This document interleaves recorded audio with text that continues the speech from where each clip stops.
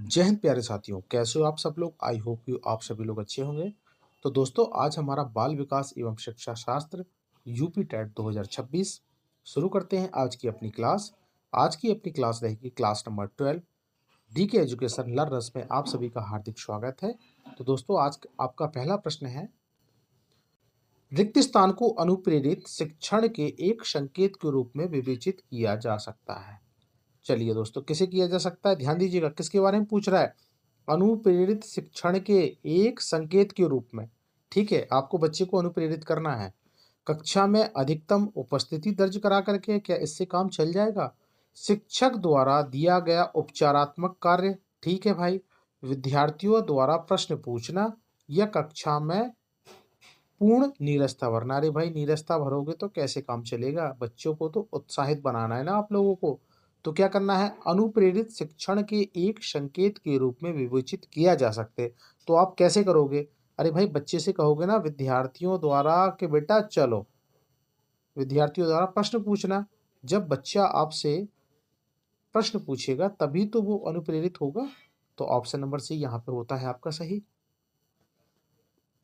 असंगठित घर से आने वाला बच्चा सबसे अधिक कठिनाई का अनुभव करेगा। ध्यान दीजिएगा, प्रश्न बहुत प्यारा है। अरे भाई, असंगठित घर से आने वाला, ठीक है, एक बच्चा है और सबसे ज्यादा कठिनाई का अनुभव कैसे क्या करेगा। सुनिर्मित पाठों में करता है, नियोजित निर्देश में करता है, स्वतंत्र अध्ययन में करता है, अभ्यास पुस्तिकाओं में करता है। देखो, अभ्यास पुस्तिकाओं में तो वो नहीं करेगा। चलिए, सुनिर्मित पाठों में करेगा, इसमें भी नहीं करेगा वो। नियोजित निर्देश में करेगा, इसमें भी नहीं करेगा। तो आपके पास कौन सा ऑप्शन बच रहा है। आपके पास ऑप्शन बच रहा है ऑप्शन नंबर बी। अरे भाई, वह स्वतंत्र अध्ययन में अपने आप को दबाव महसूस करेगा, दबा दबा सा महसूस करेगा। ठीक है, तो स्वतंत्र अध्ययन में कठिनाई वो महसूस करेगा। समझ में आ गया, option number B is right answer. चलिए भाई, डिसलेक्सिया, ये तो भाई आप पढ़ पढ़ के थक गए होंगे हैं। डिसलेक्सिया क्या होता है। मानसिक विकार है, गणितीय विकार है, पठन विकार है, व्यवहारिक विकार है। व्यवहारिक विकार नहीं है। तो देखो, ये है आपका डिसलेक्सिया। अरे, जिस बच्चे को पढ़ने में दिक्कत होती है उसे डिसलेक्सिया होती है। गणितीय विकार को क्या कहते हैं, इसे कहते हैं डिसकैलकुलिया। ठीक है, और मानसिक विकार को डिस्थीमिया। समझ में आया, ऑप्शन नंबर सी आपका यहाँ पर सही होता है। एक शिक्षक को साधन संपन्न होना चाहिए। बिल्कुल होना चाहिए भाई। जब आप शिक्षक बनोगे तो आपको बिल्कुल साधन संपन्न होना चाहिए। होना चाहिए कि नहीं होना चाहिए। अपने आप में अपने आप के ऊपर कैलकुलेट करके देखो। अरे, उसके पास पर्याप्त धन संपदा होनी चाहिए ताकि उसे शिक्षण देने की जरूरत ना पड़े। अरे भाई, पर्याप्त धन संपदा होगी तो बच्चा या विद्यार्थी इतनी मेहनत करेगा। भाई, 12th पास करो, बीटीसी करो, बीएड करो, फिर उसके बाद ये टेट निकालो, सी टेट निकालो, तब जाके सुपर टेट का इंतजार करो, हैं टीजीटी पीजीटी का इंतजार करो, तब जाके मास्टर बनो। अरे भैया जी, यदि मास्टर जी के पास धन संपदा होती तो क्या ये इतने बड़े जंजाल में फंसता। नहीं फंसता ना, आनंद लेता जीवन का। आगे देखिए, अरे उनका अधिकारियों से उच्च स्तर के संपर्क होना चाहिए। अरे भाई, उच्च स्तर के संपर्क बनवा के ट्रांसफर अच्छा करा सकते हो, पर इससे और कुछ नहीं होगा। अच्छा, उनको अपनी विद्यार्थियों की समस्याओं को हल करने का पर्याप्त ज्ञान होना चाहिए। देखो, पॉजिटिव मिला आपको। अगला और देखते हैं, विद्यार्थियों के बीच उनकी प्रसिद्धि होनी चाहिए। बहुत बढ़िया है, बच्चों से वोट लेना है आपको है। अरे, बच्चों से वोट लेने के लिए प्रसिद्धि बनाओगे क्या, नहीं। देखो, ये गलत हो गया। ठीक है, धन संपदा ये आपकी गलत हो गई। अधिकारियों के उच्च स्तर से संपर्क होना, अरे भाई, इसी का ट्रांसफर करवाना है, पहले मास्टर तो बन जाओ। क्या करना है, एक शिक्षक को साधन संपन्न होना चाहिए। अरे भाई, उनको अपने विद्यार्थियों की समस्याओं को हल करने का पर्याप्त ज्ञान होना चाहिए। ये आपका बिल्कुल एकदम पॉजिटिव और ऑथेंटिक आंसर बनता है। ऑप्शन नंबर सी आपका करेक्ट है। पृथक पृथक साम जातीय समूहों के व्यक्तियों के प्रति बच्चों की अभिवृत्ति साधारणतम आधारित होती है। कैसी होती है, नहीं आया हुआ प्रश्न, फिर से समझिए। अरे, पृथक पृथक समजातीय समूहों के व्यक्तियों के प्रति बच्चों की अभिवृत्ति साधारणता आधारित होती है। कैसे होती है, उनके अभिभावकों की चित्तवृत्ति पर, उनके समकक्षियों की अभिवृत्ति पर, दूरदर्शन के प्रभाव पर उनके सहोदरों की अभिवृत्ति। सहोदर मतलब कि सहपाठी साथ में जो पढ़ते हैं, ठीक है। तो क्या है भाई इस प्रश्न का सही आंसर बताइए। अरे व्यक्तियों के प्रति बच्चों की अभिवृत्ति साधारणतम आधारित होती है। अरे भाई साहब, उनके साथ साथ उनके अभिभावक माता पिता चित्तवृत्ति पर भी असर पड़ता नहीं पड़ता। तो ऑप्शन नंबर सी 1 यहाँ पे आपका बिल्कुल सही है। आप एक अति सक्रिय बालक को कैसे सही दिशा में लाओगे। चलो भाई, भाई बच्चे को अति सक्रिय दिशा में लेके आना है। ध्यान से प्रश्न को समझ लेना। उसे पहली पंक्ति में बैठाएंगे तथा उस पर कड़ी नजर रखोगे। इससे आपका काम चल जाएगा भाई। कड़ी कड़ी नजर रखोगे, बच्चा अपने आप को वैसे ही कुंठित समझ लेगा कि ये मास्टर बड़ा मेरे को नजर रखता है, देख लूंगा इसको। अगला ऑप्शन पढ़ो।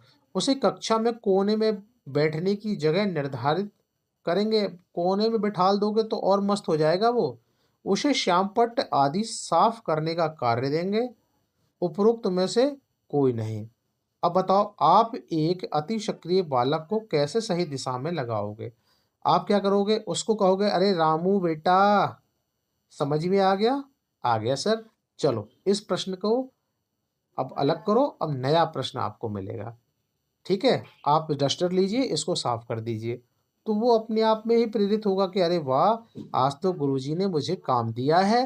अरे इसका मतलब अच्छे से पढ़ा रहे हैं भाई, नया सवाल जल्दी कराने वाले हैं। तो ऑप्शन नंबर सी यहाँ पे सही है आपका, अकॉर्डिंग फॉर ऑल ऑप्शन। परिवार एक साधन है। चलो भाई, कैसा साधन है। अनौपचारिक शिक्षा का है, औपचारिक शिक्षा का है, गैर औपचारिक शिक्षा का है, या दूरस्थ शिक्षा का। अरे भाई, परिवार दूरस्थ शिक्षा का कैसे बन जाएगा। कितना बड़ा बेवकूफ बनाने वाला ऑप्शन दे दिया, दिया कि नहीं दिया। चलो, गैर औपचारिक शिक्षा का, औपचारिक शिक्षा का, या अनौपचारिक शिक्षा का, किसके बारे में पूछ रहा है। परिवार के बारे में पूछ रहा है। देखिए, औपचारिक तो आपका क्या होगा, पाठशाला होगी। ठीक है, ये होगी आपकी पाठशाला। ये आपकी बनेगी स्कूल, पाठशाला, विद्यालय। ये आपकी औपचारिक बनेगी। अच्छा, आपका जो परिवार, आस पड़ोस, ये कैसा, ये अनौपचारिक शिक्षा का एक साधन बनेगा। तो ऑप्शन नंबर ए होता है यहाँ पे सही। एक शिक्षक के लिए सबसे महत्वपूर्ण क्या है। चलो ध्यान देना भाई, आप लोगों के ऊपर में प्रश्न बन रहा है। कक्षा में अनुशासन बनाए रखना, शाबाश। क्या भाई उन बच्चों को आपको सैनिक की तरह एकदम डिसिप्लिन में रखना चाहिए। नहीं, कक्षा में समय अनुवृत्ति होनी चाहिए कि समय के हिसाब से आओ, ये तो ठीक है। विद्यार्थियों की कठिनाइयों को दूर करना, ये तो बिल्कुल सही बात है। एक सुबक्ता होना, बहुत बढ़िया, एक सुबक्ता बन जाओ, और कुछ मत करो आप लोग हैं। अनुशासन नहीं बनवाना है, सुबक्ता नहीं बनवाना है, कक्षा में समानुवक्ति होनी चाहिए, वो ये ठीक है, परंतु सबसे प्यारा आंसर आपका बनेगा ऑप्शन नंबर सी। अरे विद्यार्थियों की कठिनाइयों को दूर करना है ना आपको, उनका सहयोगदाता, फैसिलिटेट बनना है। ऑप्शन नंबर सी होता है यहाँ पे सही। एक विद्यार्थी को विद्यालय में खेलना क्यों उचित होता है। चलो भाई, भाई बच्चों को आप पढ़ाने के साथ साथ उनका शारीरिक विकास करना है, नहीं करना है कि बस पढ़ा पढ़ा के पढ़क्कू बनवा दो। शारीरिक और मानसिक विकास दोनों करना है आप लोगों को। यह उन्हें शारीरिक रूप से सशक्त बनाएगा, बिल्कुल बनाएगा भाई। यह शिक्षकों के लिए काम आसान करेगा। बच्चों को खेलने पहुंचा दो, पढ़ाओ मत, आसान काम बन रहा है, नहीं बनेगा। एक समय बिताने में सहायक होगा, सिर्फ समय बिताने में सहायक होगा ये भी नहीं होगा। यह सहयोग एवं संतुलन का विकास होगा। कैसे भाई, मानसिक विकास होगा। कैसे होगा, मानसिक विकास होगा। और क्या होगा उससे, शारीरिक विकास होगा। शारीरिक विकास होगा। भाई खेलकूद भी विद्यालय में बहुत जरूरी, तो आपका राइट आंसर होता है ऑप्शन नंबर डी। समझ में आया। देखो, समय बिताने में सहायक होगा, बिल्कुल नहीं चलेगा। यह शिक्षकों के लिए काम आसान करेगा, बिल्कुल काम आसान नहीं करेगा। खेलने के टाइम पे तो बच्चों को और ध्यान रखना पड़ता है, कहीं आपस में लड़ाई झगड़ा ना कर लें, चोट वोट ना लगा दें। यदि चोट वोट लग गई तो पेरेंट्स आ जाएंगे और आपसे लड़ जाएंगे। उन्हें यह उन्हें शारीरिक रूप से सशक्त बनाता है। देखो ये ऑथेंटिक था, लेकिन ऑप्शन नंबर डी सबसे प्यारा आपका बना। यह सहयोग एवं संतुलन का विकास करेगा। Okay, option number D is right answer. कक्षा में विद्यार्थियों की रुचि बनाए रखने के लिए एक शिक्षक को क्या करना चाहिए। श्याम पट्ट का प्रयोग करना चाहिए, ब्लैक बोर्ड का प्रयोग करना चाहिए, चर्चा करना चाहिए, कहानी कहना चाहिए, या प्रश्न पूछना चाहिए। भाई साहब, आप लोग बच्चों से प्रश्न पूछते रहोगे तो बच्चों का ध्यान बना रहेगा आपकी तरफ, नहीं तो खो जाएंगे काल्पनिक दुनिया में। तो राइट आंसर बनेगा ऑप्शन नंबर डी। सहमत हो कि नहीं हो? बच्चों के संज्ञानात्मक विकास को सबसे अच्छे तरीके से कहाँ परिभाषित किया जा सकता है? अब बताओ भाई, मजा आ जाएगा इस प्रश्न को करने में। कहाँ आप उनके संज्ञानात्मक विकास को अच्छे तरीके से विकसित करोगे? अरे खेल के मैदान में, विद्यालय तथा कक्षा में, ऑडिटोरियम में, या घर के अंदर? भाई घर के अंदर तो वो मर्जी के मालिक होते हैं बच्चे, वो किसी के नहीं सुनते। भाई स्कूल से पढ़ के चले आएंगे, बैग रख देंगे, मम्मी पापा तुम्हारी मर्जी, अब तुम जानो, मैं तो पढ़ के आ गया हूँ। बच्चा कहेगा कि मैं तो पढ़ के आया हूँ, एहसान करके आया हूँ। भाई ये आजकल के बच्चों की फितरत है। पर इसमें आपको ऑप्शन पूछा है बच्चों के संज्ञानात्मक विकास को सबसे अच्छे तरीके से, तो वही विद्यालय तथा कक्षा में, या हो सकता है खेल के मैदान में। ये दोनों ऑप्शन आ सकते हैं, ए होगा या बी होगा। तो दोनों को भी राइट कर देना। समझ में आ गया होगा आप लोगों को। अल्पवयस्क बच्चों के अधिगम में अभिभावकों की भूमिका कैसी होनी चाहिए? ध्यान दीजिएगा। अल्पवयस्क बच्चा है मतलब किशोर अवस्था वाला है, निषेधात्मक होना चाहिए, नहीं करना ऐसा काम। अग्र सक्रिय होना चाहिए, बिल्कुल एक्टिव बन जाना। संवेदनात्मक होना चाहिए, नहीं, अरे बेटा तुम तो थक गए हो, आराम कर लो, बहुत पढ़ के चले आए हो, ऐसा बनोगे? या उदासीन रहोगे, हट तू तो पढ़ता ही नहीं है, तेरे ऊपर तो हमें बहुत टेंशन होती है, क्या ऐसा करोगे? नहीं, ऐसा भी नहीं करना।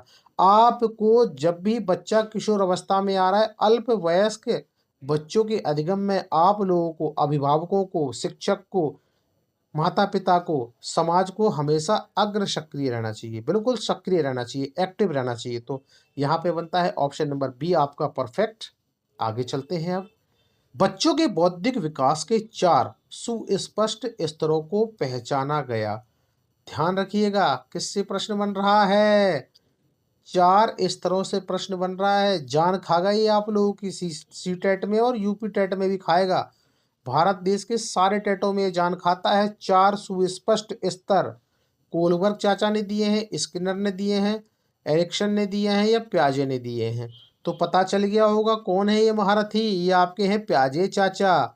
ये जान आपकी खाते रहेंगे जब तक सरकारी मास्टर नहीं बन जाओगे। ऑप्शन नंबर डी होता है यहाँ पे सही। सहमत हो कि नहीं हो? सहमत हो तो मारो लाइक। बोले मास्टर जी आज मजे वाली क्लास पढ़ाई आपने, बिल्कुल सही समझा रहे हो। नहीं पसंद आती है तो डिसलाइक कर देना, लेकिन जो भी बच्चा इस क्लास को देखेगा अपने दिल में के ऊपर हाथ रख के बोलना कि सर आज मजा आ गया आपकी क्लास में। और मजा आ गया तो लाइक करना, कमेंट करना, और चैनल को कर लेना सब्सक्राइब। बढ़िया एंजॉय के साथ पढ़ेंगे। वह स्तर जिसमें बच्चा किसी वस्तु एवं घटना के बारे में तार्किक रूप से सोचना शुरू करता है। भाई क्या कहा जाता है? फिर मिल गई आप लोगों को, कहाँ से? 4 अवस्थाएं किसकी? प्याजे चाचा की। अरे संवेदन प्राणोद अवस्था, बहुत बढ़िया। औपचारिक अवस्था, पूर्व क्रियात्मक अवस्था, मूर्त क्रियात्मक अवस्था। अरे भाई साहब, बच्चा बिल्कुल तार्किक रूप से सोचना समझ गया है अब वो। ठीक है, तो क्या होगा? मूर्त क्रियात्मक अवस्था होगी ना। कौन सी स्टेज है? Stage number 4। Option number D होता है यहाँ पे आपका सही। यदि कुछ विद्यार्थी कक्षा में अध्ययन की चित्तवृत्ति में नहीं है। चित्तवृत्ति मतलब यार ध्यान नहीं दे रहे हैं, सीधे सीधे बोलो ना, क्या घुमा फिरा के देते हो? हैं? अरे ध्यान नहीं दे रहे हैं पढ़ाई लिखाई में, तो आप क्या करोगे? ध्यान दीजिएगा। उन्हें अध्ययन के लिए बाध्य करेंगे कि जबरदस्ती भैया तुझे पढ़ना पड़ेगा। क्या ऐसा काम चल जाएगा? उन विद्यार्थियों को कक्षा छोड़ने के लिए कहेंगे, ऐसा मत कर देना, मुश्किल हो जाएगा। उन्हें चेतावनी देंगे कि वे अवश्य अध्ययन करें, नहीं तो आप प्रधानाध्यापक को सूचित कर देंगे। आजकल के बच्चे तो प्रधानाध्यापक से भी नहीं डरते हैं। अरे उन्हें उनकी रुचि तथा आप अपने विषय के अनुसार रुचिपूर्ण चीजें बताएंगे। यही आपको करना है, यही आपको करना है। नहीं आया होगा प्रश्न समझ में? दोबारा से समझ लो। यदि कुछ विद्यार्थी कक्षा में अध्ययन की चित्तवृत्ति में नहीं है, चित्तवृत्ति मतलब कि पढ़ने में रुचि नहीं लेते, तो आप क्या करोगे? भाई आपको करना है उन्हें उनकी रुचि तथा आप अपने विषय के अनुरूप रुचिपूर्ण चीजें बताएंगे, और उनके स्किल व पढ़ाने को एंटरटेनमेंट के साथ आप उन्हें सिखलाई दे पाएंगे। समझ में आया? चेतावनी बिल्कुल नहीं देना, बच्चे बड़े खतरनाक हैं। उन विद्यार्थियों को कक्षा छोड़ने के लिए कहेंगे, भाई साहब बिल्कुल मत कर देना। आरटीआई डाल दी ना तो नौकरी चली जाएगी। उन्हें अध्ययन के लिए बाध्य करेंगे, भाई बाध्य तो कर सकते हो लेकिन बाध्यता से कोई भी चीज काम में नहीं आती है। तो राइट आंसर हुआ ऑप्शन नंबर डी। अगला प्रश्न डरना नहीं है, बड़ा सा दिख रहा है पर मजा आ जाएगा, पढ़ लेना अच्छे से। एक प्रमाणीकृत पठन परीक्षण लेने के लिए 5वीं कक्षा को, ध्यान दीजिएगा किसके बारे में पूछ रहा है, क्लास 5th को प्रस्तुत करने में शिक्षक को अधिकाधिक परामर्श दिया जाता है कि, अब देखो यहां से शुरू होती है, बच्चों को बोलना कि परीक्षण बहुत महत्वपूर्ण है तथा वह उसमें अच्छा प्रदर्शन करेगा। हो सकता है बिल्कुल। अरे पूर्ववर्ती परीक्षा से प्रधान प्रश्नों को चिन्हित करना एवं छात्रों को उन्हें उत्तर देने की अनुमति देना, मतलब पिछले वाले से रट्टा मरवा दो, काम चल जाएगा। निम्न कोटि के पाठकों को प्रशिक्षण देना ताकि कक्षा के शेष बच्चे किसी भी तरीके से अच्छा करें। भाई ये हो जाएगा क्या? चलिए आगे देखिए। परीक्षण में आने वाले समान प्रकार के प्रश्नों के उत्तर देने के लिए छात्रों को अभ्यास कराना। अब बताओ भाई, क्या लग रहा है पॉजिटिव, समझ में आया नहीं आया? नहीं आया होगा, नहीं आया होगा। अब मैं उस बच्चे को मान जाऊंगा जो इस प्रश्न का उत्तर सही करके मुझे कमेंट में बताएगा। वो बच्चा मेरा ये समझो कि भाई वाकई में वो ठीक ठाक चल रहा है, सही रास्ते पे है। और कमेंट करके बताना, मैं इस प्रश्न का आंसर आपको ना कमेंट बॉक्स में बताऊंगा, क्योंकि बड़ा भारी भरकम प्रश्न दे दिया है। समझ में आया? नहीं आया तो दोबारा प्रश्न पढ़ लो।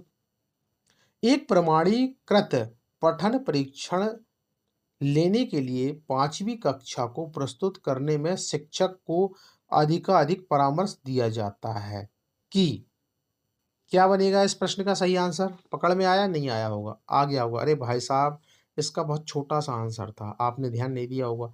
अरे छात्रों को अभ्यास कराना, अरे भाई उनको प्रैक्टिस कराना, रुचि के साथ इंटरेस्ट के साथ कराना। तो देखो यहाँ पे छुपा था इसका आंसर, छात्रों को अभ्यास कराना। ऑप्शन नंबर डी होता है आपका यहाँ पे बिल्कुल सही। बचपन का सांप्रतिक दृष्टिकोण की मान्यता है, ध्यान दीजिएगा। अरे बचपन का सांप्रतिक दृष्टिकोण की मान्यता है, बहुत तरीके से बच्चे प्राप्त वयस्कों के बराबर हो जाते हैं। बात ठीक है क्या? बच्चों को युवा प्राप्त वयस्कों के रूप में सबसे अच्छा माना जाता है। आगे चलो अब। बचपन आधारित रूप से प्रतीक्षा अवधि, बचपन वृद्धि एवं परिवर्तन की एक अनूठी अवधि है। अब ये किसके बारे में बात कर रहा है, समझ में आया? किसके बारे में बात कर रहा है? पता चला कौन सी स्टेज है? कमेंट बॉक्स में बताना। देखो आंसर तो हो गया इसका ऑप्शन नंबर डी, बचपन का सांप्रतिक दृष्टिकोण की मान्यता, बचपन वृद्धि एवं परिवर्तन की एक अनूठी अवधि है। बिल्कुल आपका ये सही है, ऑप्शन नंबर डी होता है यहाँ पे आपका करेक्ट। एक अभिभावक आपसे विद्यालय में मिलने के लिए कभी नहीं आता। अरे बहुत बढ़िया भाई, टाइम नहीं मिल रहा होगा, शायद बिजनेसमैन होंगे, है ना। बच्चों को बच्चों की अपेक्षा करेंगे, भाई बच्चे से कहेंगे कि तेरे पापा तो आते ही नहीं है, क्या बात है। अभिभावक को लिखेंगे या पत्र लिख के सूचित करेंगे कि आइए श्रीमान जी, आप स्वयं उससे मिलने जाएंगे। आगे देखो, बच्चे को दंड देना शुरू करेंगे, भाई लाठी डंडा मत कूट देना, नौकरी चली जाएगी। अरे भाई साहब क्या करोगे? इस प्रश्न के हिसाब से तो आपको लगाना है ऑप्शन नंबर सी, ठीक है। आपको खुद जाना पड़ेगा पेरेंट्स के पास, परंतु आजकल के टाइम में ऐसा होता है क्या? स्कूल से फोन गया घर पे तो पापा जी, पापा जी पहले पहुंचेंगे, पहले पहुंचेंगे विद्यालय में, कहाँ? स्कूल में। और वहां पे मिली गड़बड़ तो तुम पिटोगे। ठीक है, तो राइट आंसर होता है ऑप्शन नंबर सी। आगे चले, मजा आ रहा है क्लास में। शिक्षा की किंडरगार्टन पद्धति का प्रतिपादन किया है, देखो ये आपको मिलेंगे, किंडरगार्टन, फ्रोबेल पद्धति, ये सब आपको मिलेंगी। चलो कौन है भाई? टीपी नन ने, स्पेंसर ने, फ्रोबेल ने, या माउंटरसी मॉन्टेसरी पद्धति ने। अब बताओ भाई। अरे किंडरगार्टन छोटे बच्चों वाला, अरे फ्रोवेल ने दिया है ऑप्शन नंबर सी। पता होगा लोगों को, नहीं पता तो ध्यान दे लेना, ये मिलेगा आपके एग्जाम में, छपेगा डायरेक्ट। कक्षा में जो विद्यार्थी प्रश्न पूछते हैं उन्हें, बहुत बढ़िया भाई, बहुत अच्छा प्रश्न बना है। अरे क्लास के अंदर जो बच्चे प्रश्न पूछते हैं, ऑप्शन पढ़ो, कक्षा के बाद शिक्षक से मिलने की सलाह दी जाए। क्या बात है, गुटरगू कराना है क्या? कक्षा चर्चा में भाग लेने के लिए प्रोत्साहित किया जाना चाहिए, हो सकता है। लगातार प्रश्न पूछने के लिए प्रोत्साहित करना चाहिए। स्वतंत्र रूप से उत्तर ढूंढने के लिए प्रोत्साहित करना चाहिए। देखो बहुत सभी जगह आपको प्रोत्साहित प्रोत्साहित प्रोत्साहित मिला है। अब इस प्रोत्साहित में सबसे प्यारा प्रोत्साहित क्या है, क्या होगा बताइए? पहला तो होगा नहीं आपका। अब बचे हैं आपके पास तीन ऑप्शन। कक्षा चर्चा में भाग लेने के लिए प्रोत्साहित किया जाना चाहिए। अरे कक्षा में जो विद्यार्थी प्रश्न पूछते हैं, ऑलरेडी तो वो कक्षा में प्रश्न पूछ रहे हैं ना, तो ये भी नहीं होगा। आगे ध्यान दो, स्वतंत्र रूप से उत्तर ढूंढने के लिए प्रोत्साहित करना चाहिए। उत्तर क्यों ढूंढवा रहे हो यार उससे? आगे देखो, लगातार प्रश्न पूछने के लिए, मतलब कि उसे प्रेरित करना चाहिए कि बेटा आपको जब भी लगता है किसी प्रश्न पे तो आप मुझसे प्रश्न पूछ सकते हो। तो ऑप्शन नंबर होता है सी, यहाँ पे आपका बिल्कुल करेक्ट। मजा आ गया होगा आज के प्रश्नों में।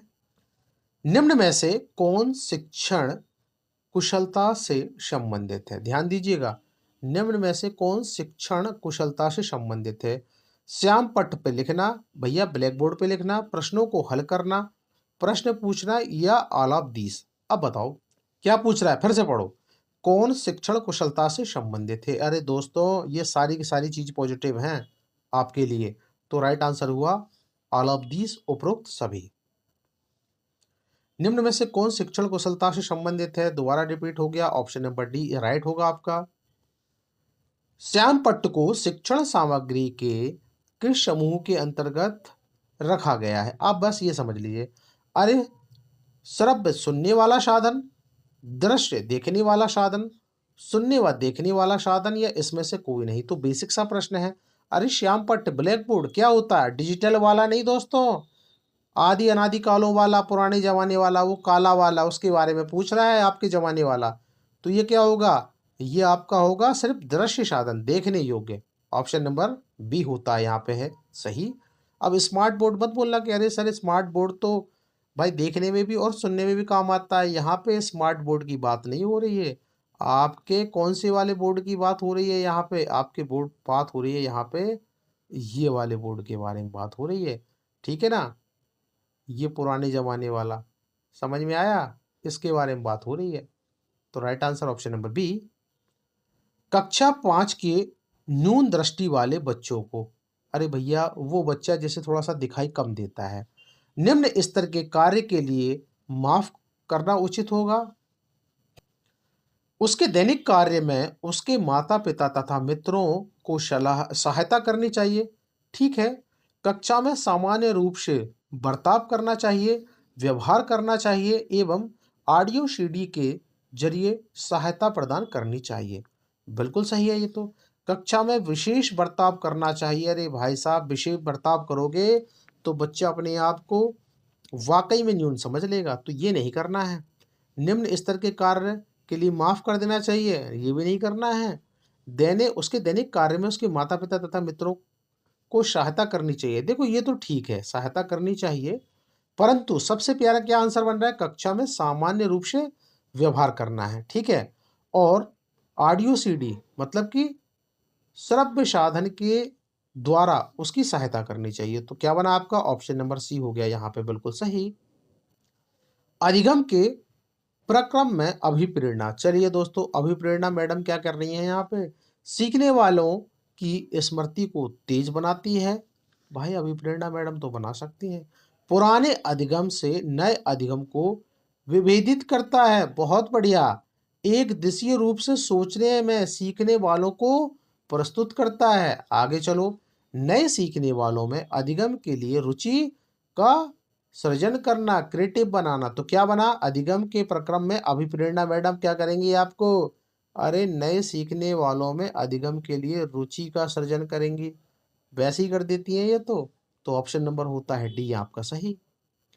विशेष रूप से जरूरतमंद बच्चों की शिक्षा का प्रबंध कैसे होना चाहिए? अब बताओ भाई, दूसरे सामान्य बच्चों के साथ होना चाहिए, विशेष विद्यालयों में विशेष बच्चों के लिए विकसित विधियों के द्वारा, विशेष विद्यालयों में विशेष शिक्षकों के द्वारा। तो भाई साहब इसका सही आंसर बनेगा एकदम नॉर्मल वेब में, दूसरे सामान्य बच्चों के साथ। ऑप्शन नंबर ए होता है सही। निम्न कक्षाओं में शिक्षण की खेल विधि आधारित होती है, कैसी है भाई? शारीरिक शिक्षा कार्यक्रमों के सिद्धांत पर, शिक्षण की विधियों के सिद्धांत पे, विकास एवं वृद्धि के मनोवैज्ञानिक सिद्धांत पे, शिक्षण के सामाजिक सिद्धांतों पे। तो भाई साहब सामाजिक सिद्धांत वगैरह तो ठीक है, लेकिन प्यारा आंसर क्या लग रहा है? खेल विधि आधारित होती है। अरे विकास एवं वृद्धि के मनोवैज्ञानिक सिद्धांत पे। ऑप्शन नंबर सी होता है आपका यहाँ पे बिल्कुल सही। अंतर्मुखी, बहिर्मुखी तथा उभयमुखी व्यक्तित्व का द्वारा किया जाता है वर्गीकरण किसने किया है? कैंचर महोदय ने किया है, मुंग महोदय ने किया है, स्प्रेंजर महोदय ने किया है। भाई ठीक ठाक लेवल का प्रश्न मिल गया। क्या होगा राइट आंसर? भाई साहब इसका सही आंसर होगा ऑप्शन नंबर बी, मुंग महोदय ने किया है। तो प्यारे साथियों मजा आ गया होगा आज की क्लास में। भाई देखना बहुत मेहनत से क्लास बन रही है। हंसती हंसते हंसाते मस्ती के साथ पढ़ते रहो, अपना रिवीजन करते रहो और लास्ट में कमेंट करके बताना कितने प्रश्न सही किए हो आज। ठीक है, ईमानदारी से ध्यान रखना। तो चलिए मिलते हैं अगले सेशन में। अपना ध्यान रखिए, तैयारी को बढ़िया करते रहिए और गुरु दक्षिणा के तौर पे भाई सब्सक्राइब, लाइक, कमेंट कर देना और बताना कितने प्रश्न सही हुए हैं। टेक केयर, बाय बाय, जय हिंद, वंदे मातरम।